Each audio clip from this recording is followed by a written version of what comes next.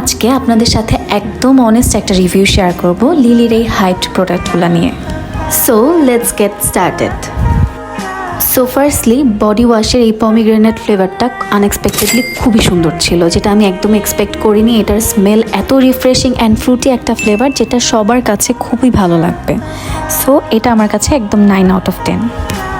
ওদের এই magic press আমার কাছে খুবই ইউনিক একটা আইডিয়া মনে হয়েছে। অ্যান্ড সবাই যেটা বলে এটা লং লাস্টিং স্মেল, 3 ঘন্টা 4 ঘন্টা স্টে করে, এরকম কিচ্ছু না। এটা জাস্ট 1 ঘন্টা থাকবে, তাও সেটা খুবই মাইল্ডলি, যেটা স্মেল শুধুমাত্র আপনি বুঝবেন।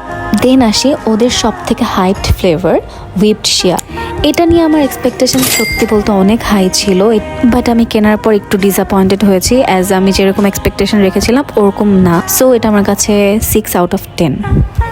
লাস্টলি ওদের ফেস ওয়াশ নিয়ে বাজেটের মধ্যে, কম প্রাইসের মধ্যে রিভিউ অনেক ভালো ছিল, বাট আমার কাছে একদমই ভালো লাগেনি। অ্যাজ এটা পুরোপুরি মুখটাকে ক্লিন করে না, অনেকক্ষণ ধরে পানি দিয়ে ফেসটাকে ক্লিন করতে হয়, যেটা আমার কাছে একদমই ভালো লাগেনি। So that's all about today's video. এরকম আরও শর্ট রিভিউ পেতে do like and follow my page. Thanks for watching.